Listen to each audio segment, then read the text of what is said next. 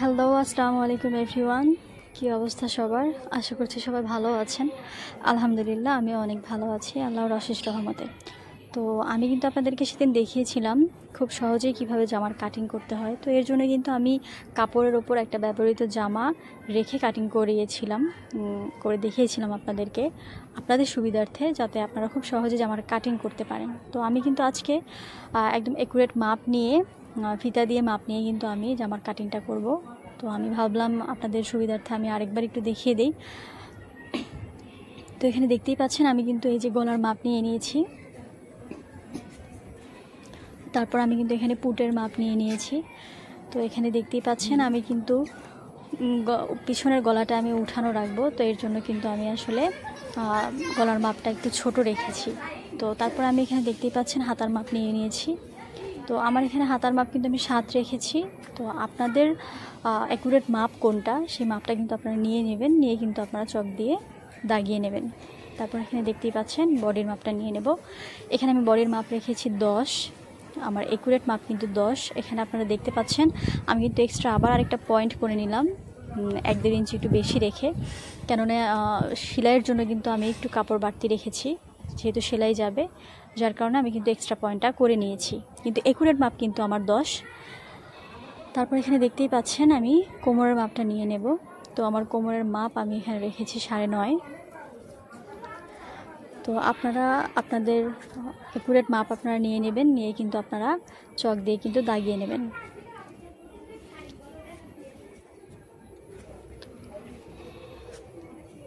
তারপরে আমি এখানে হিপের মাপ নিয়ে নেব। আমার হিপের মাপ আমি এখানে 11 রেখেছি। আপনারা ফিতা দিয়ে মাপ দিয়ে নেবেন, আপনাদের যা মাপ আসে আপনারা সেই অনুযায়ী কিন্তু চক দিয়ে দাগিয়ে নেবেন। এখানে দেখেন আমি কিন্তু 2টা লাইন করে নিচ্ছি, মানে অ্যাকুরেট মাপের ওপর আমি একটা লাইন দিয়েছি আর বাড়তি আরেকটা আমি লাইন দিয়েছি। তো আমি কিন্তু বাড়তি যে লাইনটা দিয়েছি আমি কিন্তু কাটিংটা ঠিক সেই বাড়তি লাইনের ওপরেই কিন্তু করব। আর এই বাড়তি লাইনটা মানে বাড়তি কাপড়টা রাখার কারণ কিন্তু সেলাই যাবে, যার কারণে কিন্তু আমাদেরকে 1-1.5 ইঞ্চি পরিমাণ বাড়তি কাপড় কিন্তু রাখতে হবে। তো এই যে দেখেন আমি কিন্তু গলাটা কাটিং করে নিচ্ছি।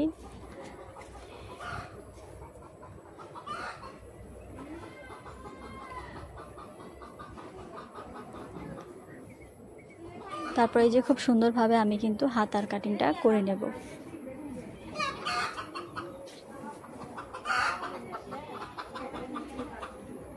তারপরে এই যে দেখেন বাড়তি যে লাইনটা আমি করে নিয়েছি, আমি কিন্তু ঠিক কাটিংটা সেই বাড়তি লাইনটার উপরেই কিন্তু আমি করছি। তো দেখেন আমি কিন্তু খুব সুন্দরভাবে কেটে নিচ্ছি।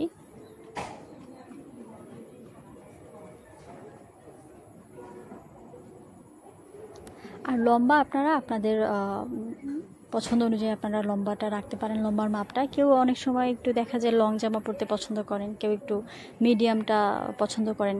অ্যাকচুয়ালি যার যেমন লেন্থ প্রয়োজন যতটুকু ওই অনুযায়ী আপনারা মেপে কিন্তু আপনারা কাটিং করে নেবেন। আর এখানে দেখেন আমি কিন্তু সেন্টার করে নিচ্ছি, আমি কিন্তু বডিতে সেন্টার করে নিলাম, কোমরের জায়গাটাতে সেন্টার করে নিলাম, তারপর কিন্তু আমি এখানে হিপের জায়গাটাতে সেন্টার করে নেব। তারপরে যে দেখতে পাচ্ছেন আমি কিন্তু 2টা পার্ট কিন্তু আমি খুব সুন্দরভাবে আলাদা করে নিলাম। আর পেছনের পার্টটাতে আমি কিন্তু উঠানো গলা রেখেছি, আমি আগেও বললাম আমি কিন্তু উঠানো গলা রেখেছি পেছনের পার্টটাতে। আর আমি এখন সামনের গলাটা সুন্দরভাবে কাটিং করে নেব। তো এই যে দেখতেই পাচ্ছেন সামনের গলাটা কিন্তু অবশ্যই পেছনের গলার থেকে একটু বড় করতে হবে, যার কারণে আমি এই যে এখন সামনের গলাটা আমি এখন কাটিং করে নেব।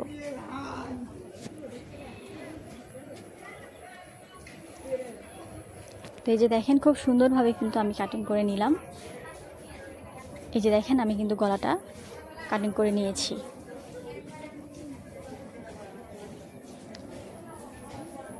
তারপর আমি এখন হাতার জন্য কাপড় আমি ভাঁজ করে নিচ্ছি। হাতার জন্য কিন্তু সেমভাবে আপনাদেরকে 4 ভাঁজ করে নিতে হবে কাপড়টাকে।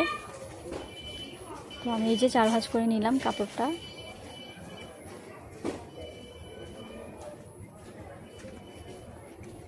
তারপরে দেখতেই পাচ্ছেন আমি কিন্তু এখন ফিতা দিয়ে মাপ দিয়ে নেব।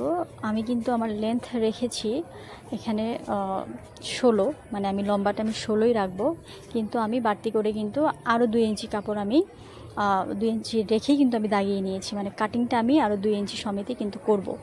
তো এখানে এই যে আড়াই আড়াই করে আমি দাগিয়ে নিলাম চক দিয়ে। তারপরে এই যে দেখতেই পাচ্ছেন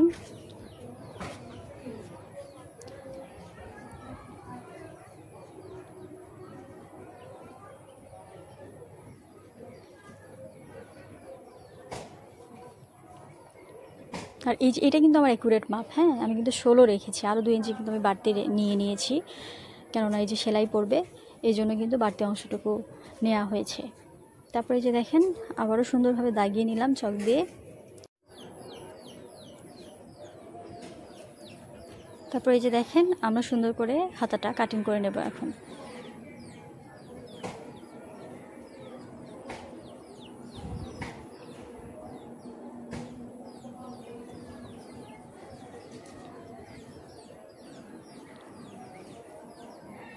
আর আমি এখানে একটু বলে রাখি, আসলে আপনারা আপনাদের পছন্দ অনুযায়ী হাতার মাপটাও রাখতে পারেন, মানে ঢোলা আপনারা ঠিক কে কতটুকু পছন্দ, মানে কে কতটুকু রাখবেন ঢোলা বা টাইট। অনেকে টাইট ফিটিং পরতে একটু পছন্দ করেন, অনেকে ঢোলা পছন্দ করেন। তো আমি আসলে একটু ঢিলা ঢালা জামা পরতে পছন্দ করি, যার কারণে আমি কিন্তু হাতাটাও একটু ঢোলাই রাখবো।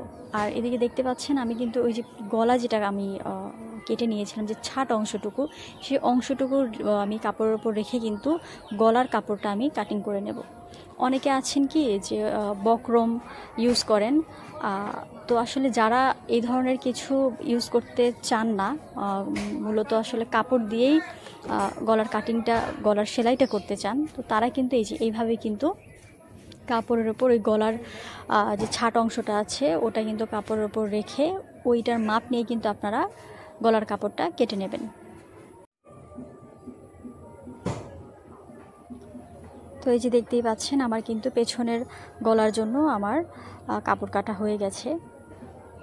আর একইভাবে আমি কিন্তু সামনের গলাটাও কেটে নেব। তো এই যে সামনের পার্টটা কিন্তু আমি একটা কাপড়ের ওপর রেখে দিলাম, দিয়ে কিন্তু এই যে সামনের গলা বরাবর আমি দাগিয়ে নিচ্ছি।